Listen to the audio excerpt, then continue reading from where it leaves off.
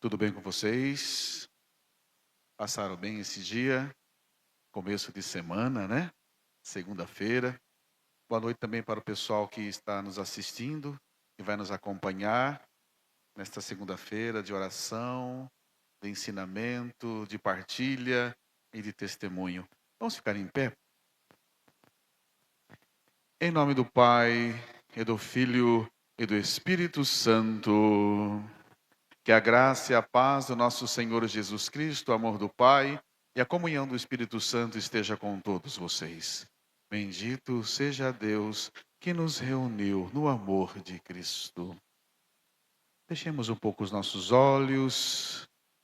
Vamos entregando toda esta noite nas mãos do nosso Senhor. Que o Espírito Santo venha também nos ajudar, nos orientar, nos iluminar. Que a Virgem Maria também nos acompanhe em todo momento, intercedendo aos pés do seu Filho Jesus Cristo. Cantemos pedindo o Espírito Santo. Assim como a corça suspira pelas águas, assim suspira minha alma no Espírito de Deus. Mais uma vez, assim como a corça, assim como a corça suspira pelas águas, assim suspira minha alma no Espírito de Deus. Ó, enche-me, Espírito. Ó, enche-me, Espírito. Ó, enche-me, Espírito de Deus. Ó, enche-me, Espírito. Ó, enche-me, Espírito. Ó, enche-me, Espírito de Deus. Ó, enche-me, Espírito. Ó, enche-me, Espírito. Ó, enche-me, Espírito de Deus. Ó, enche-me, Espírito. Ó, enche-me, Espírito. Ó, enche-me, Espírito de Deus. Ainda nesse clima de oração, esta semana, Deus muito nos chamou através da sua liturgia, desde o outro domingo, a entregarmos os nossos fardos na mão dele. E também ele disse que o fardo dele é leve.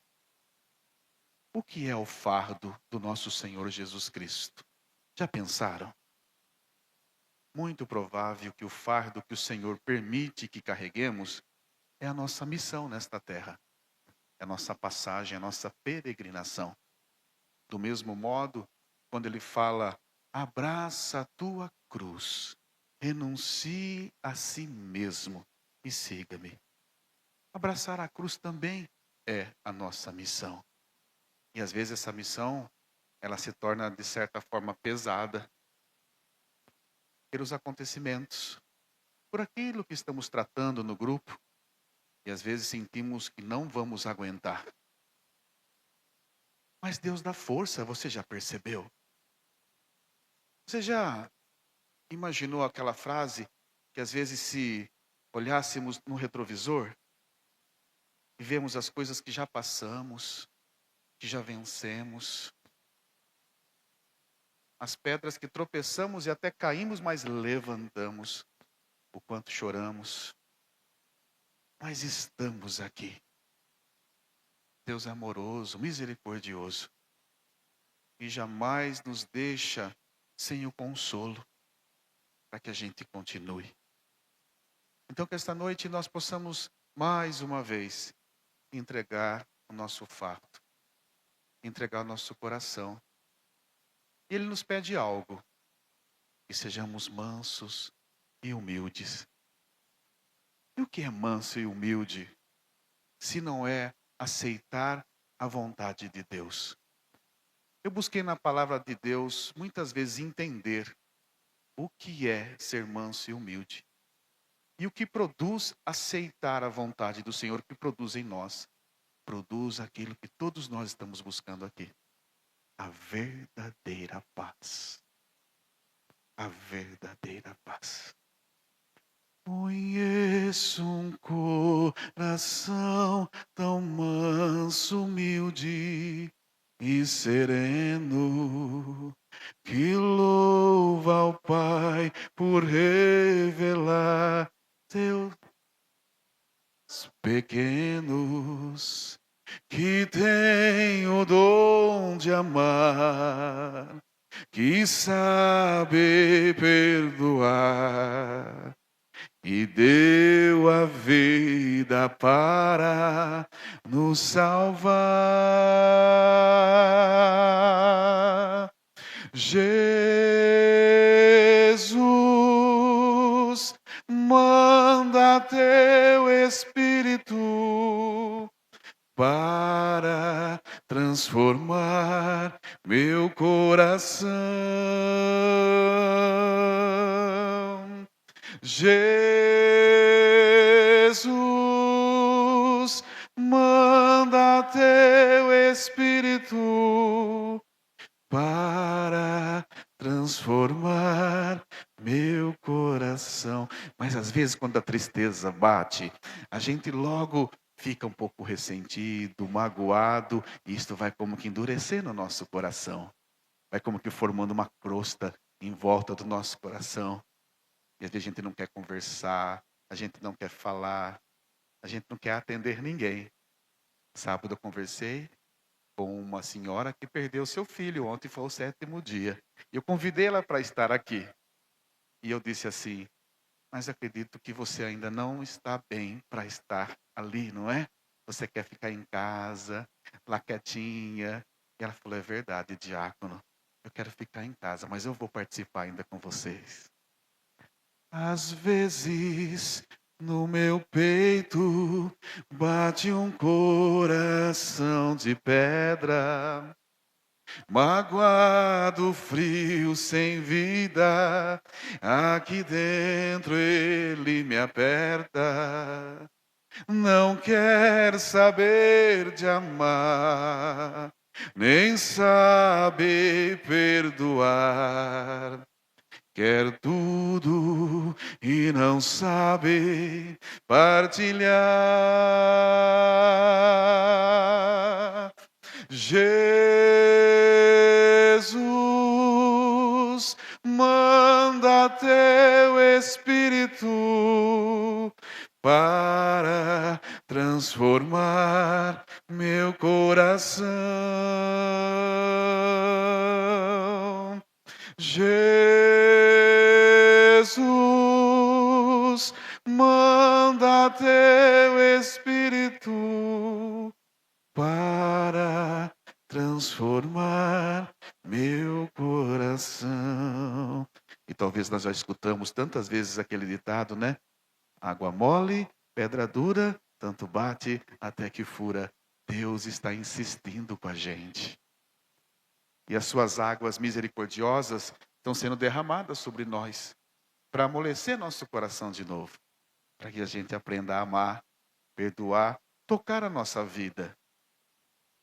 Algumas coisas, algumas tristezas, talvez nós nunca vamos deixar de sentir, mas caminhar, persistir, é o mesmo que vencer. E quem persevera tem a salvação, encontra a paz. O mundo não nos dá a paz que a gente busca. A paz vem de dentro do próprio Deus, do próprio Senhor. Lava, purifica. Peça isso. Lava, purifica e restaura-me de novo. Serás o nosso Deus e nós seremos o teu povo. Derrama sobre nós a água do amor. O Espírito de Deus, nosso Senhor, com fé. Jesus, manda teu Espírito para transformar meu coração. Jesus, manda teu Espírito para transformar meu coração. Ave Maria, cheia de graça, o Senhor é convosco. Bendita sois vós entre as mulheres, e bendito é o fruto do vosso ventre, Jesus. Santa Maria, Mãe de Deus, por nós pecadores, agora e na hora de nossa morte. Amém. Deus, que a sua felicidade, a sua alegria, nunca se esqueça disso. Emílio, por favor.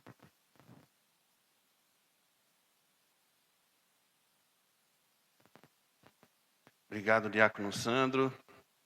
Boa noite a todos. Vocês que estão aqui, que também nos acompanham pelo Facebook, pelo YouTube, pelas redes sociais. É uma graça de Deus estarmos aqui. Hoje nós tivemos um imprevisto. O padre Davi, que estava programado para vir no dia de hoje, ele acabou pegando uma infecção na garganta e praticamente não conseguia nem falar. Foi para a Unimed também durante a manhã e lamentou muito, né? Vai vir numa próxima vez. Mas com isso nós tivemos que alterar um pouquinho o rumo, mas nós vamos manter. Eu acho que vai ser uma noite bastante proveitosa. O casal da partilha, que é a Eunice, a Marli e o Eugênio, eles estão participando conosco, vão entrar na tela daqui a pouco, mas eles estão lá em Votuporanga e vão estar falando conosco daqui. Mas eu vou fazer uma introdução um pouquinho sobre a abordagem de hoje. O tema previsto está em cima do deserto do luto. Olha que tema, né? Quando a gente fala deserto. O que isso traz para nós, né? O deserto. Dá para imaginar a gente numa situação de deserto? Imagine você num deserto. É gostoso estar lá? Não, dá para viver lá. Calor, cansaço, não tem nada. Não tem visão, não tem beleza. Né? Não tem água, não tem alimento. Pior situação, viver numa situação de deserto. E o tema compara o deserto do luto. E o luto é o deserto mais árduo da existência humana. Vocês concordam comigo? Existe alguma coisa pior que o luto? Não existe. Não existe nada pior que o luto. É onde a ausência física de quem amamos se transforma em uma imensidão difícil de atravessar. O deserto é difícil de atravessar. E você perder essa ausência física é dificílimo de atravessar. No deserto do luto, as antigas referências desaparecem. Não tem uma referência, né?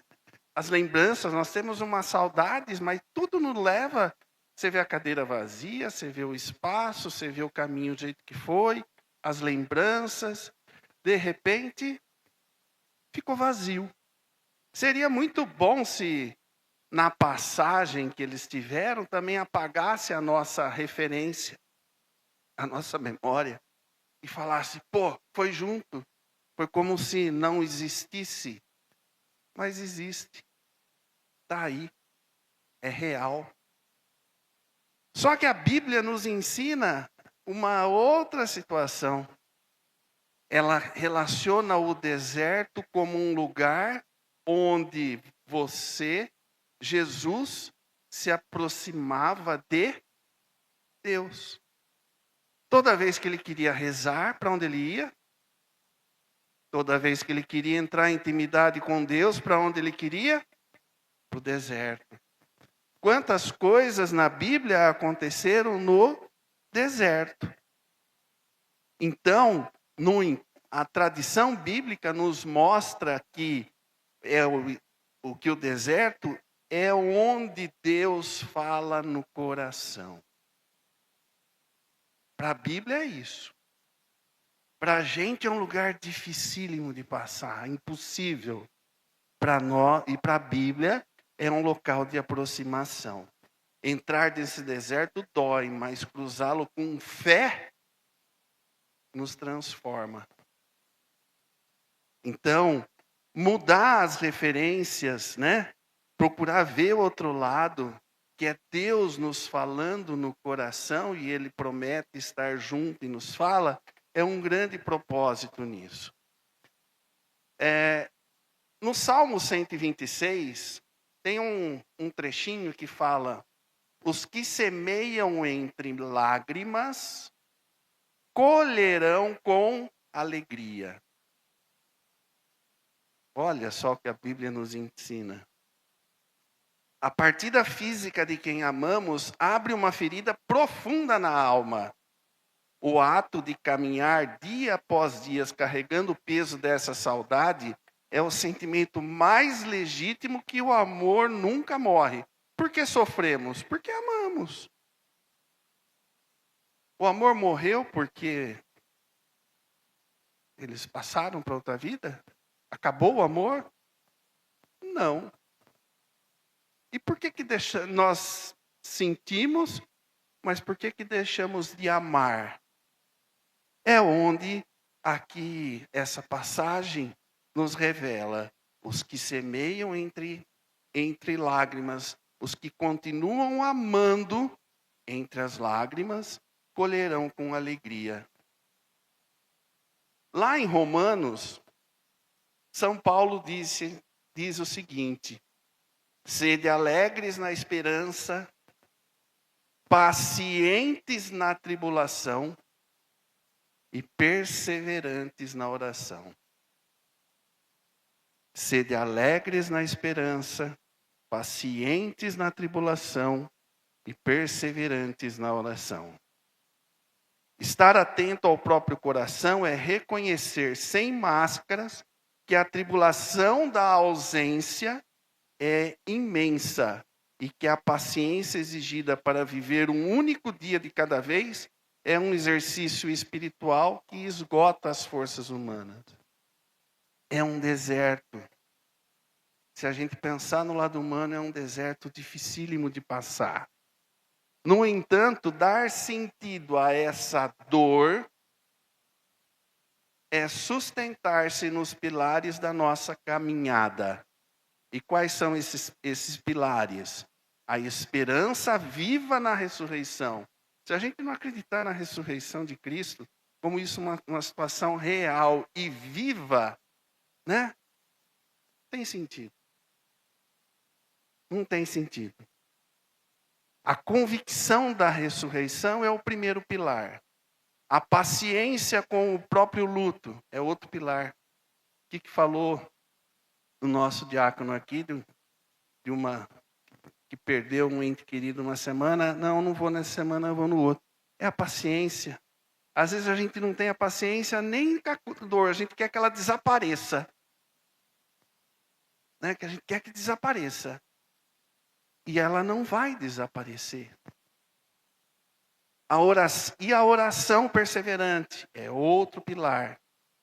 De modo central, a Eucaristia, outro pilar. A Eucaristia é o canal definitivo que nos conecta ao nosso ente querido hoje. Esse sentimento é muito real. Eles estão tão próximo de Deus, tão próximo, que é difícil até desmembrar. De tão pertinho que eles estão. Como se tivessem unido num só corpo. Descobrimos que o altar é o lugar onde o tempo e a eternidade se cruzam. Isso é uma descoberta, é um sentimento. Não é nem um entendimento. Tanto é que na hora da consagração, quando o padre termina, a palavra que ele coloca, mistério da fé.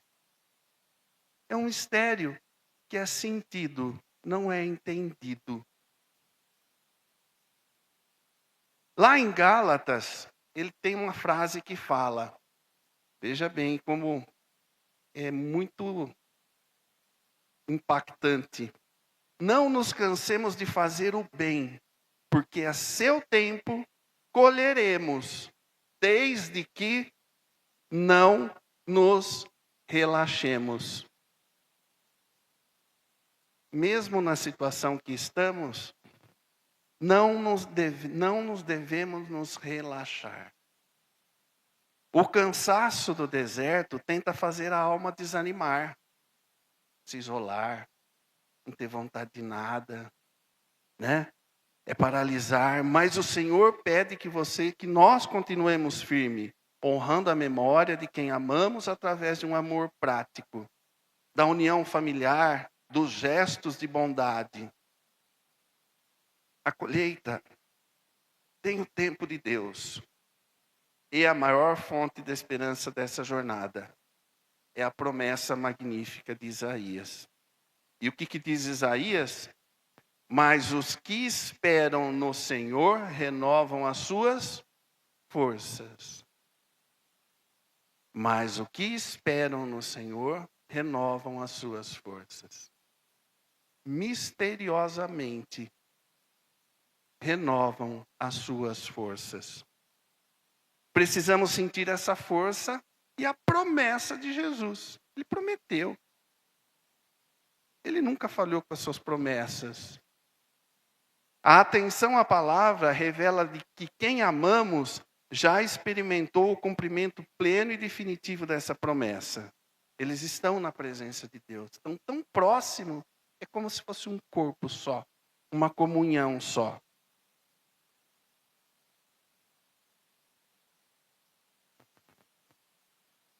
O amor não acaba com a morte. Eu me lembro na missa de 7º dia do Vitor, o padre falava isso, o amor não acaba com a morte, ele só é diferente. E depois, agora fez 1 ano, domingo, e a gente vê que realmente ele não acaba e ele somente muda o formato. Eu não tenho mais a presença física, mas eu tenho a presença espiritual. Tão unida a Deus que como às vezes até confunde. Estão juntos. O amor não acaba com a morte, nem da nossa parte, nem da parte deles. Eles continuam nos amando e nós devemos continuar amando a Ele. Não pegando, não abraçando, mas sentindo, fazendo.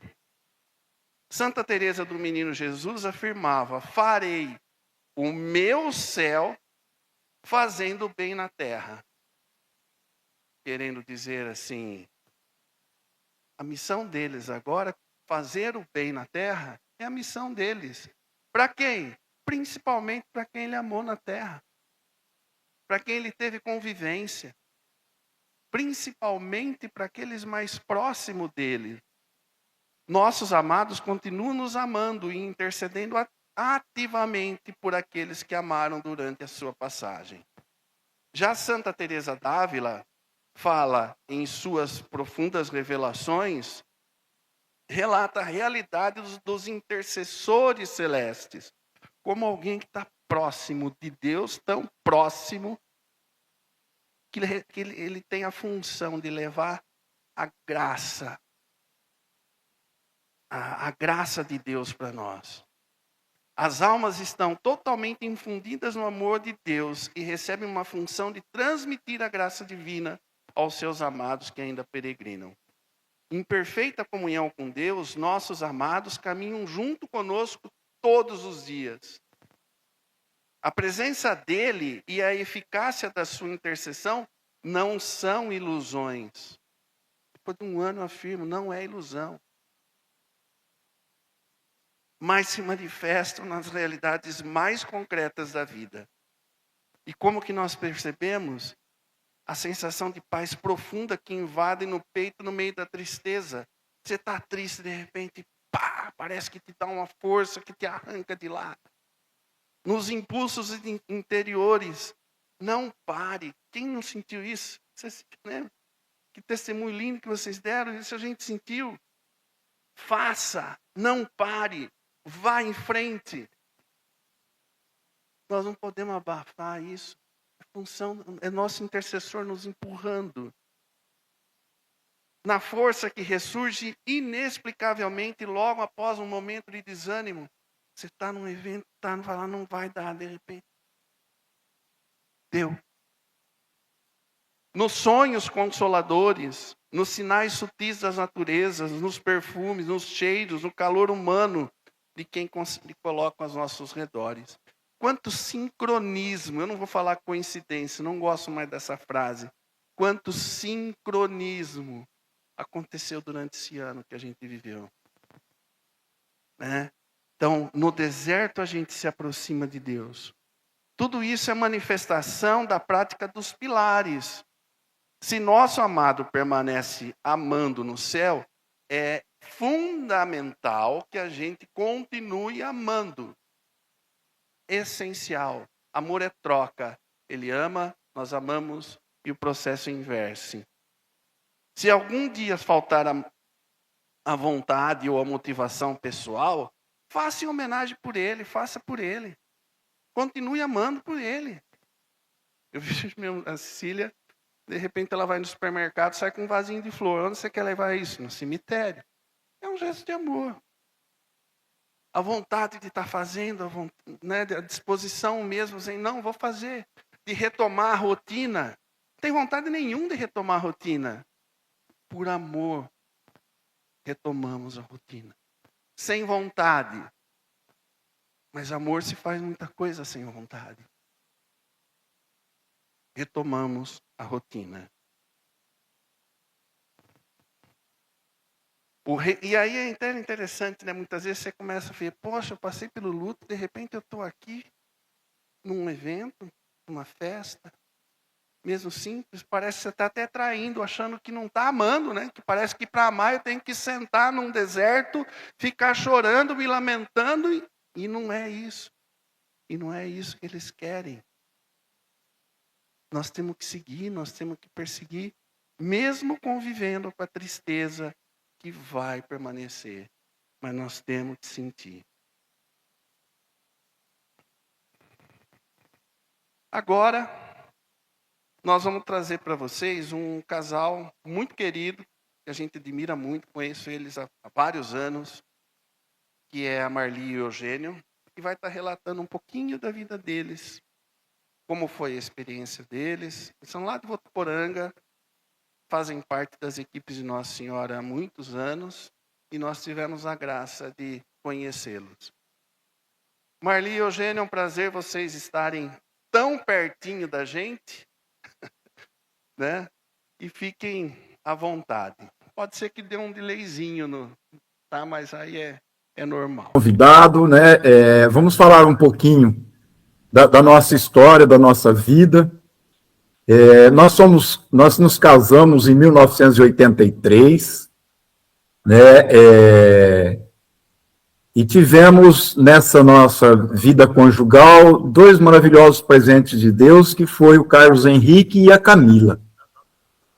E em 1998, nós mudamos para Votuporanga. Tivemos, assim, uma vida de muitas andanças, né? Mas durante toda a nossa vida, todos os lugares pelos quais nós passamos, nós procuramos viver uma vida espiritual, assim, bastante forte, uma vida espiritual sempre focada na vida eucarística, né, vivendo a Eucaristia. Fomos catequistas, eu fui catequista da Marli, e tivemos, assim, uma vida muito próximo da nossa igreja.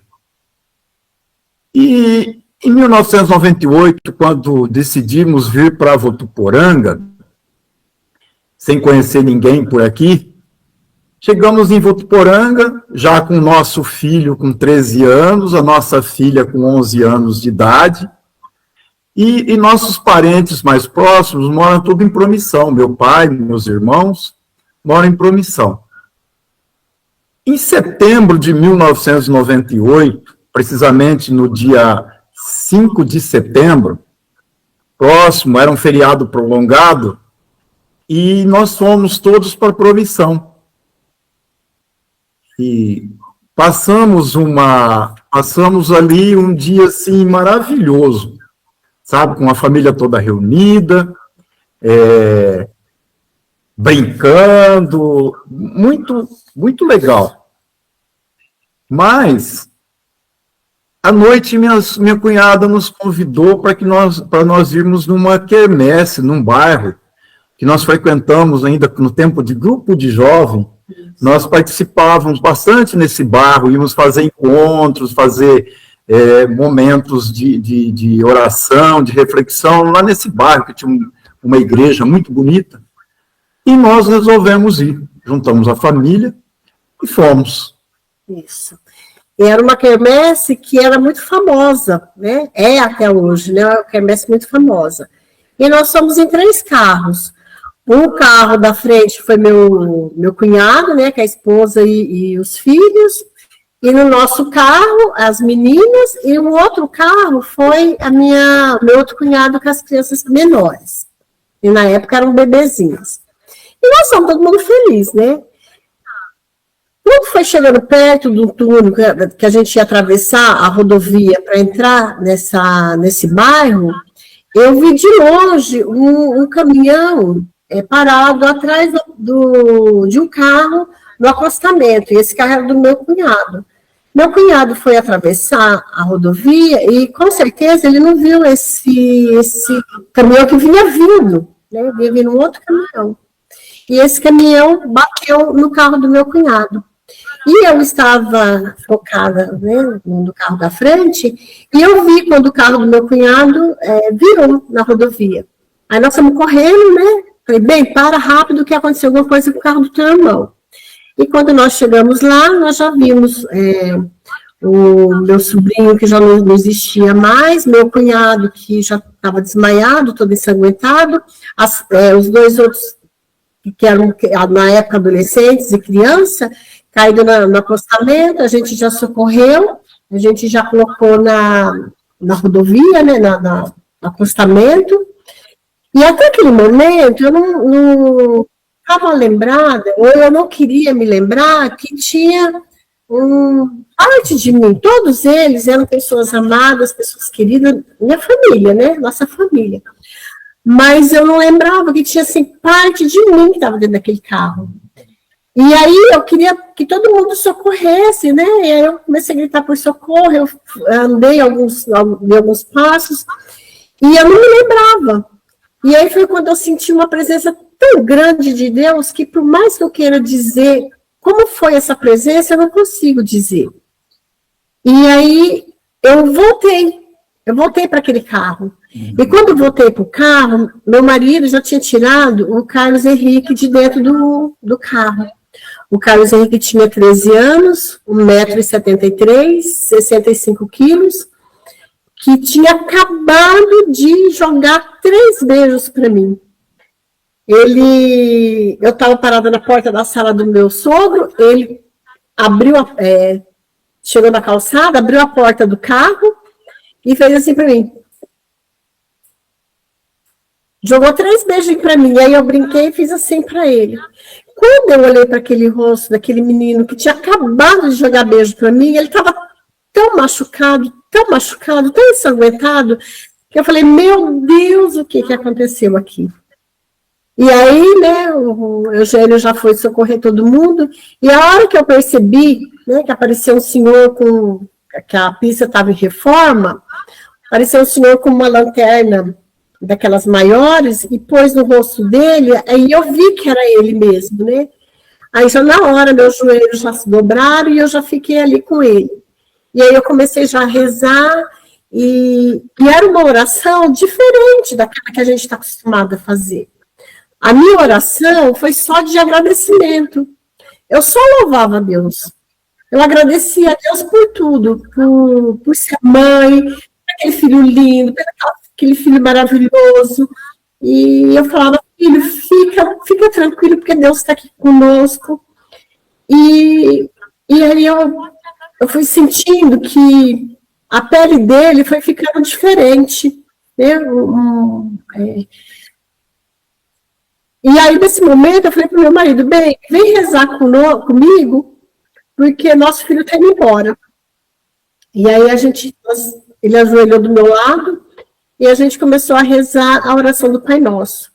Aquela oração que às vezes a gente faz de qualquer jeito, né, sem se comprometer. E a gente, ali naquele momento, a gente se comprometeu, segurou na mão do outro, ou seja, feita a tua vontade, Senhor. Porque a nossa vontade, lógico que ele sabia qual que era, né? E aí o Eugênio foi terminar de socorrer todo mundo, e eu fiquei ali com o Carlos Henrique.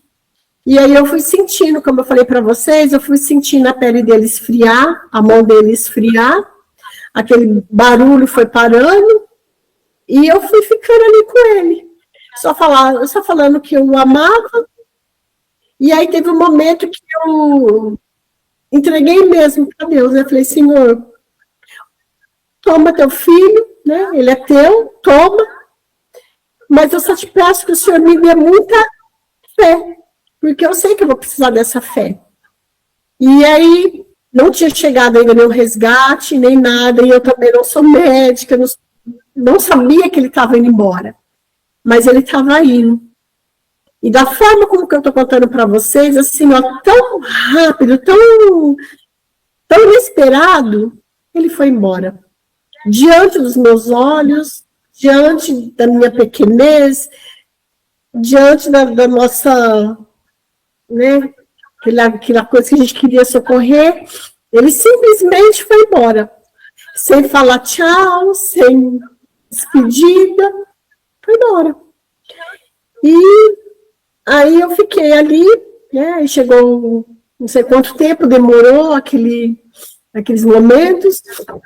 Aí chegou o resgate, e aí chegou o médico, né, não sei, olhou os olhos dele, né, viu que não tinha mais vida, foi lá, falou pro pai dele, falou, ó, teu filho já não existe, não está mais aqui, e eu continuei ali, só agradecendo a Deus, só agradecendo.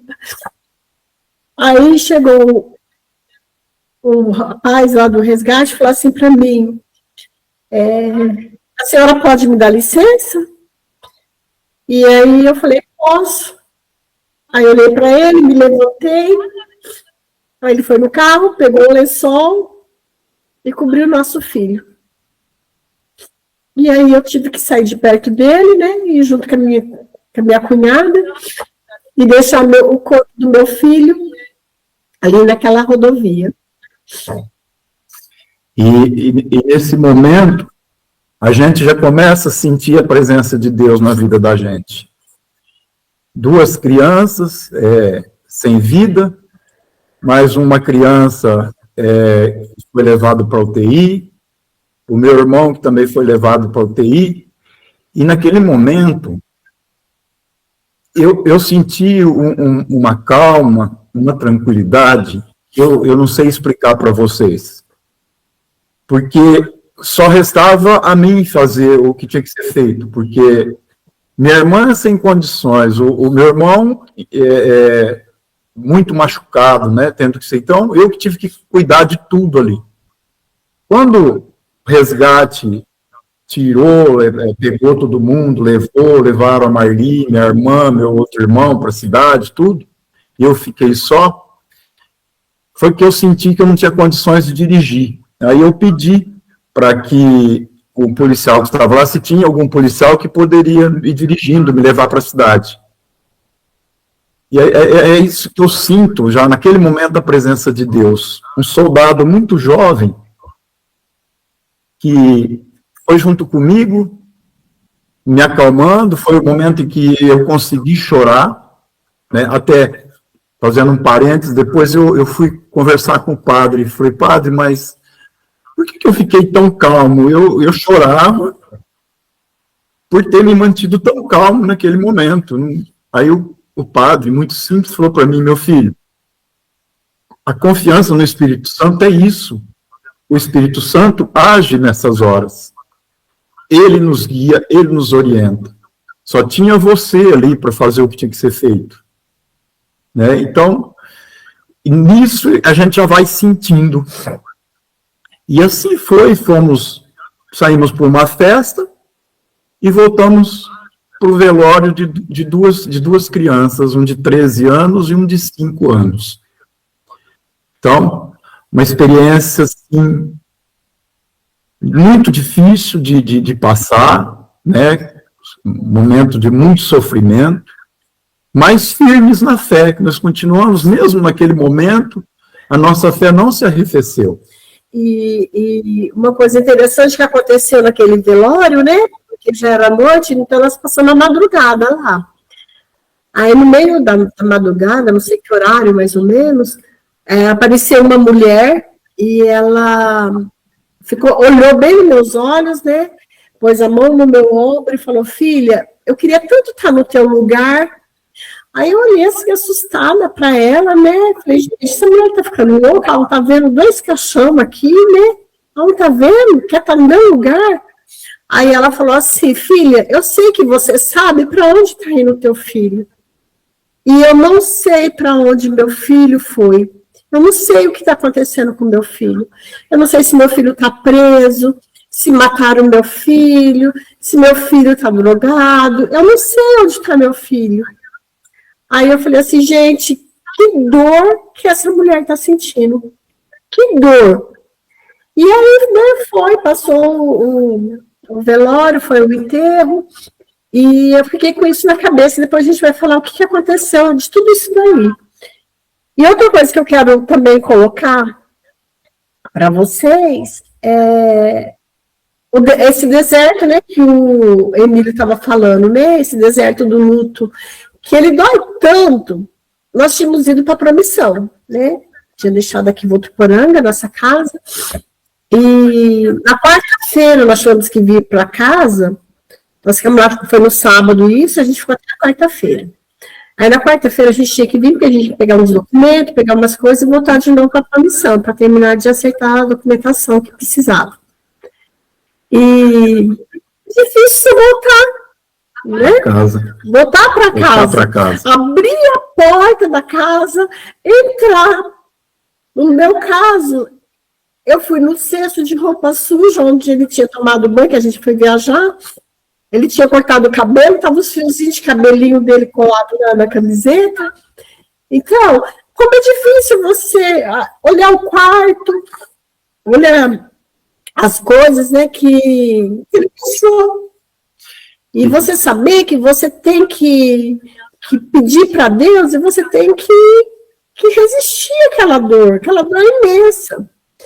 E aí nós voltamos. E ao ligarmos o computador dele, outra mensagem. Estava escrito na proteção de tela. A vida nem sempre nos traz só alegrias. Nós precisamos estar preparados para os momentos de alegria e para os momentos de tristeza. Uma frase que ele tirou de um livro que ele estava lendo. E isso, todas essas coisas, assim, foi nos fortalecendo. Eu não tinha muito tempo de parar e pensar, porque como meu irmão estava internado, ele ficou 40 dias na UTI, então eu estava dando suporte para minha cunhada e dando suporte para minha irmã, além do suporte para a gente também. Então foi uma correria. E passado esse tempo, todos esses momentos, aí nós viemos de forma definitiva para casa e começar a vida, e tocar a vida de novo. Como era difícil, quantas situações que a gente tinha de momentos de tristeza, momentos de insegurança, e nós íamos rezar. Quantos momentos de nós irmos para a cama, a gente querer namorar, pensar em manter uma relação sexual, e a gente começava a se acariciar e chorar. Chorar e rezar e pedir para Deus nos abençoar. E eu falo para vocês, as cenas que a gente vivenciou, eu gostaria de, se Deus pudesse, eu queria esquecer uma cena, que foi a cena que quando cobriu o corpo do Carlos Henrique. Né? Então, naquelas cenas, ela ficava na cabeça da gente e era muito difícil. E aí, na missa de 7º dia do Carlos Henrique, né, como o Emílio estava falando, né, como é importante a gente participar, participar da missa, da Eucaristia. E o padre, ele pegava a Bíblia, eu estou com a Bíblia aqui bem surradinha, que era até dele. E ele levantava a Bíblia e falava assim, filhos, tudo que vocês quiserem saber, procurem aqui na palavra de Deus, que vocês vão encontrar o que Deus quer. Ele vibrava no altar. E aquilo me deixou assim, sabe? Eu falei, gente, a gente já tinha uma vida, né? De uma caminhada dentro da igreja. Mas aquelas palavras do padre foi assim, me encorajou muito. E aí um dia, logo depois, não sei quantos dias mais ou menos, eu estava no meu quarto, né? E me lembrei muito das palavras que o padre falou. E aí, eu fui pro meu quarto, o Carlinho ficou na sala, e eu falei assim, Senhor, fiz a minha oração, uma oração muito sincera com Deus, sabe? Uma oração tão simples, mas tão de dentro de mim mesma, que eu falei, Senhor, o Senhor sabe que eu sou uma filha, que eu não vou ficar te perguntando, vou ficar, por quê, para quê, não quero saber disso. Porque as tuas coisas, os teus mistérios são teus. Mas o padre falou, e eu acredito que o Senhor pode falar uma palavrinha para mim, para aliviar a dor do meu coração. Fala comigo, Senhor. Pedi com muita fé. E aí, gente, eu abri a Bíblia numa passagem que eu nunca tinha lido, nunca. E eu vou ler para vocês rapidamente. Quando eu abri, aqui já está separado, né? Mas não estava. Eu abri no livro de sabedoria. Se vocês depois quiserem ver na casa de vocês, é sabedoria 4. E a hora que eu bati os olhos, eu já bati no subtítulo, né? Que logo vem o versículo 7, que fala assim, porque o justo morre prematuramente. Gente, eu, falar a verdade, eu nem precisava ler o que estava escrito embaixo. Só o subtítulo já me encheu de alegria na hora. Aí fala assim, ó, ainda que morra prematuramente o justo, encontrará repouso. Velhice honrada não consiste em ter uma vida longa, nem é medida pelo número de anos. Os cabelos brancos do homem valem pela sua sabedoria, e a velhice pela sua vida sem mancha. O justo agradou a Deus, e Deus o amou. Como ele vivia entre pecadores, Deus o transferiu. Foi arrebatado para que a malícia não lhe pervertesse os sentimentos, ou para que o engano não o seduzisse. De fato, o fascínio do vício obscurece os verdadeiros valores, e a força da paixão perverte a mente que não tem malícia. Amadurecido em pouco tempo, o justo atingiu plenitude de uma vida longa. A alma dele era agradável ao Senhor, e este apressou em tirá-lo do meio da maldade. Muita gente vê isso, mas não compreende nada, não reflete que a graça e a misericórdia de Deus são para os seus escolhidos. Gente, vocês têm noção da alegria que a palavra de Deus fez no Na minha vida, no meu coração, naquele momento, eu comecei a chorar, mas não era de tristeza. Eu comecei a chorar de alegria. Uma alegria que eu falo para vocês que dura até hoje. Já se passaram 27 anos, já vão fazer 28 anos, e é essa mesma alegria que eu sinto. Na hora, eu já peguei, já falei pro meu marido, falei, lê comigo, lê isso aqui, que eu não estou acreditando, olha o que Deus falou aqui para mim. Aí lemos, aí já liguei para minha cunhada, já falei para ela, e aí, sabe, aquela dor que eu estava sentindo, transformou-se numa alegria, numa esperança tão grande na minha vida, que eu não sei explicar para vocês. Eu não consigo explicar. Porque é uma alegria, assim, que mesmo como o Diácono falou, né, na vida da gente, vai acontecendo coisas que vai chateando, vai magoando, né, uma coisa, outra. Mas é uma alegria que nada tira. Nada, nem as picuinhas que acontecem no dia a dia, não tira. Porque é uma alegria, é uma fé na ressurreição. Eu sei que meu filho está com Deus, como eu sei que o Vitor está com Deus, como tantos filhos de vocês estão, parentes estão com Deus. Né? Então, eu acredito nisso, e essa alegria é a que me dá força para viver. E essa confiança na ressurreição, essa confiança, essa fé, fez com que a gente conseguisse perseverar. E perseverar de que forma? Tínhamos uma filha de 11 anos, que nossa vida tinha que continuar, e nós tínhamos que continuar cuidando dela, né? Mas nós não deixamos, aí que vem o que eu sempre falo para todas as pessoas, a dor daquele momento, nós não seguramos para nós. Nós tínhamos duas opções. Uma era voltar para casa e chorar, lastimar, viver lá, sei lá o quê, se vitimizando, questionando Deus. O que nós fizemos? O que nós optamos? Para partilhar a nossa dor. Fomos para Nova Vida, né? Fomos uma comunidade de dependentes químicos que tinha aqui. Por aquela mulher, lembra aquela mulher que eu falei, que falou para mim, que queria estar no meu lugar, que não sabia onde o filho dela estava? Nós fomos até trabalhar de voluntários na Nova Vida. A Mairi começou lá ajudando como cozinheira, para ensinar os meninos a cozinhar, e nós íamos sempre lá, e depois ela se tornou presidente, eu me tornei presidente dessa comunidade, por 11 anos, até mudarmos daqui, nós ficamos naquela comunidade trabalhando. E continuamos nossa missão da igreja.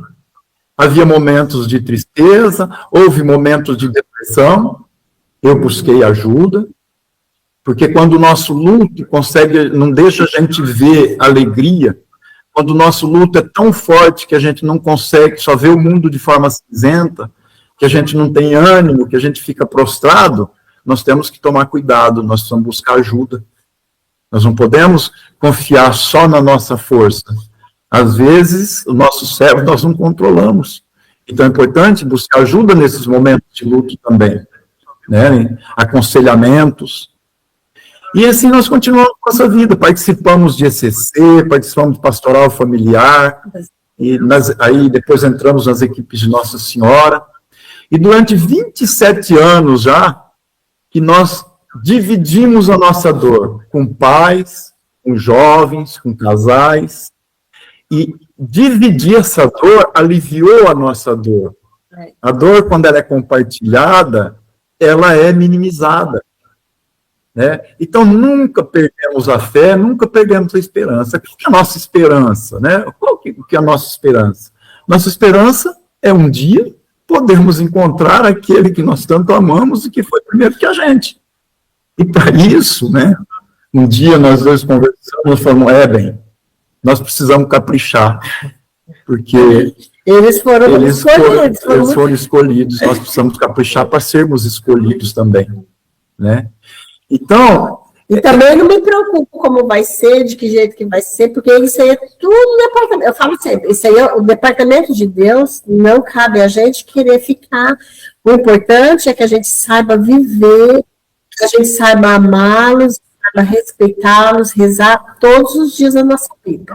Então, aí nós sentimos nessa caminhada que às vezes a gente falava assim, mas puxa vida, já tantas vezes nós fomos nessa comunidade, né, falar, o pessoal convidou a gente de novo. Sabe? Aí o que a gente percebe?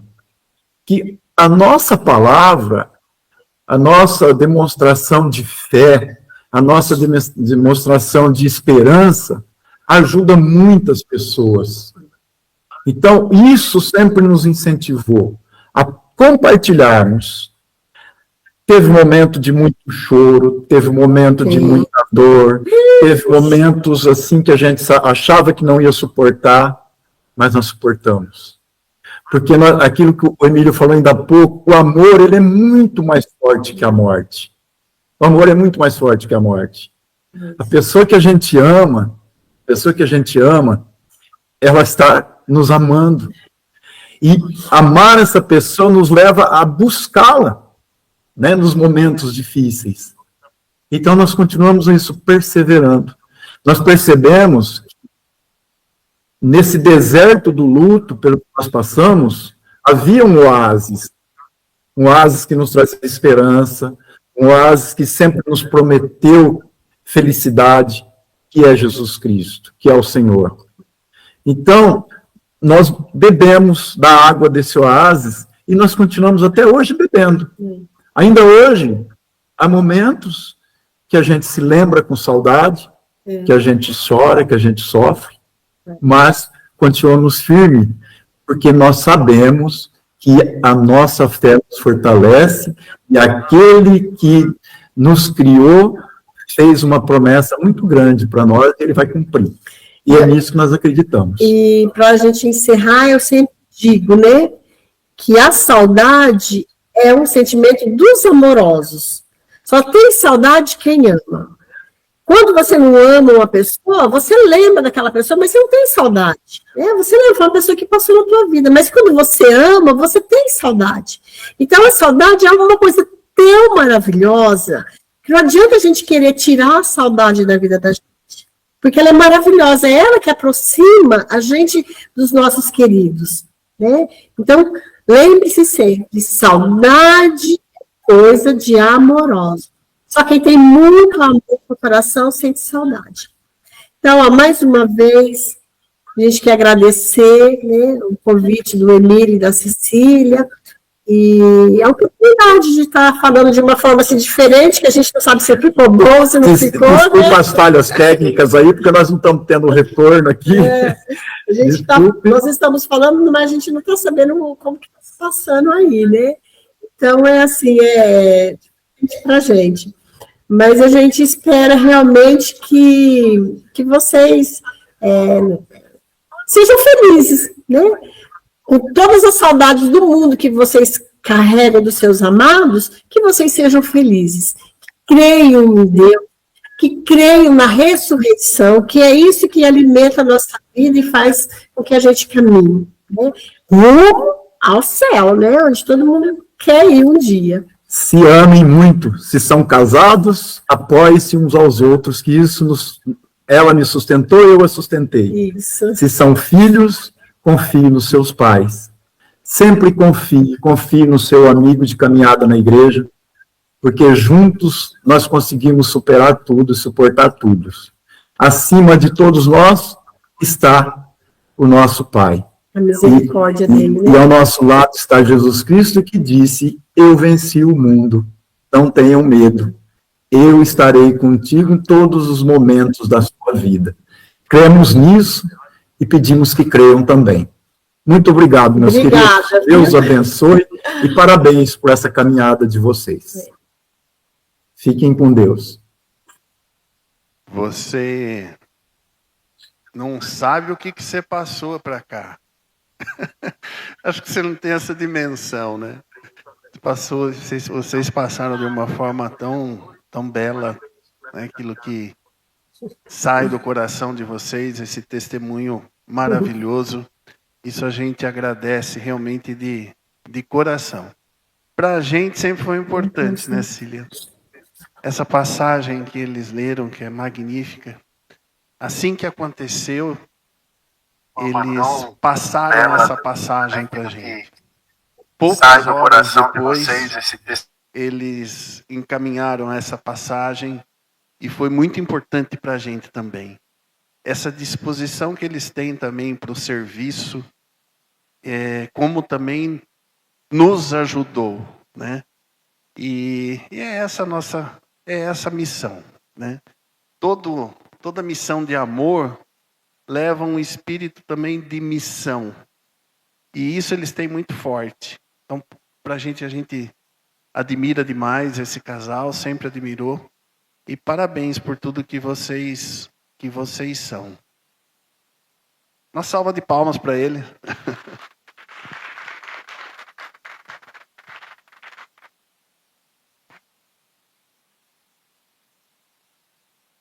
A Dani, ela vai falar um agradecimento. Uma salva de palmas para ele. Muito obrigado. Muito obrigado. Vocês. Você sabe que esse sentimento é recíproco, né? Olá, Obrigada, gente. Deus Muito abençoe obrigada. vocês. Deus abençoe vocês na caminhada. Como diz a meninada, estamos juntos. Isso mesmo. Gostaria de estar lendo uma mensagem de agradecimento a vocês em nome do nosso grupo. Muito obrigado. Posso fazer a leitura? Queridos Marli e Eugênio, com profundo carinho e gratidão, queremos agradecer pela generosidade de abrirem o coração para partilhar o testemunho de vocês nesse nosso quarto encontro, Luz da Ressurreição. Sabemos que revisitar a caminhada pelo deserto do luto exige coragem, fé e confiança em Deus. Ao compartilharem sua história, vocês se tornaram instrumentos do Senhor, levando esperança, consolo e a certeza de que a ressurreição é mais forte que toda dor. Que Deus os abençoe abundantemente e que Nossa Senhora do Carmo os cubra com seu manto e que Jesus continue sustentando cada passo de vocês. Daqui a pouco vai estar chegando para vocês aí uma lembrancinha virtual, tá bom? E recebam como um pequeno gesto da nossa gratidão pela partilha. Deus os abençoe muito. Agora eu vou chamar o Sandro. Cadê o Sandro?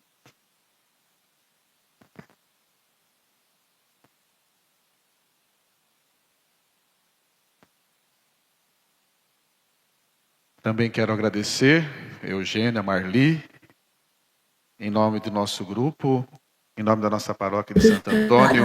Amém, muito obrigado. Vocês são muito carinhosos. Especiais da nossa vida. E também pegando um gancho no finalzinho aí do testemunho de vocês, eu quero cantar uma música. Só se tem saudade do que é bom. Se chorei de saudade, não foi por fraqueza, foi porque eu amei. Só se tem saudade do que é bom. Se chorei de saudade, não foi por fraqueza, foi porque eu amei. E se eu amei, quem vai me condenar? Se eu chorei, quem vai me criticar? Só quem não amou, quem não chorou, quem se esqueceu que é um ser humano, quem não viveu, quem não sofreu, só quem já morreu e se esqueceu de deitar. Só se tem saudade do que é bom. Se chorei de saudade, não foi por fraqueza, foi porque eu amei.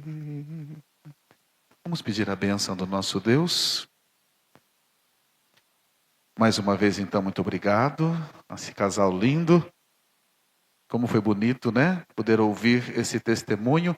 E é um testemunho encorajador, né? Isso é que é muito importante.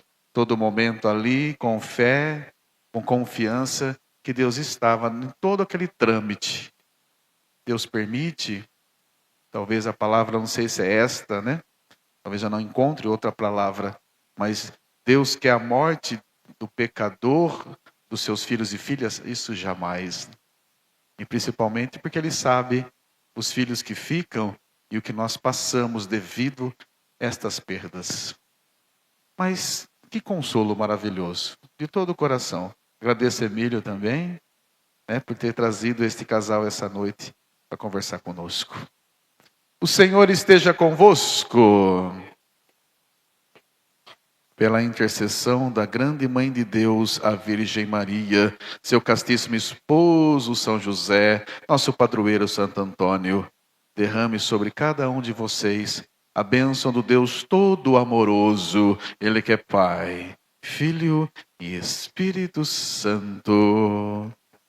A alegria do Senhor seja a vossa força. Ide em paz e o Senhor vos acompanhe. Amém. Vamos aplaudir o nosso Deus.